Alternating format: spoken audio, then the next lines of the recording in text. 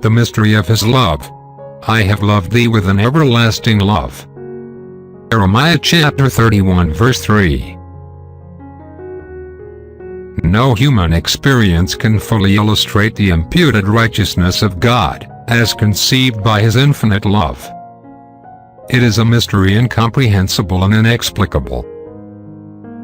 Like the mystery of the sun's heat and light, we cannot measure or explain it, and yet we could not live without it. Writing of the mystery of completed righteousness, Paul said, "We speak the wisdom of God in a mystery, even the hidden wisdom, which God ordained before the world unto our glory. But as it is written, Eye hath not seen, nor ear heard, neither have entered into the heart of man, the things which God hath prepared for them that love him." 1 Corinthians 2, 7, 9.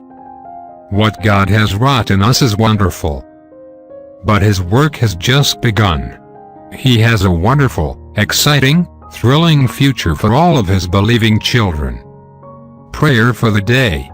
My finite mind cannot grasp all there is in store for those of us who love you, but this does not take away the joy and expectation all your love has prepared, everlastingly.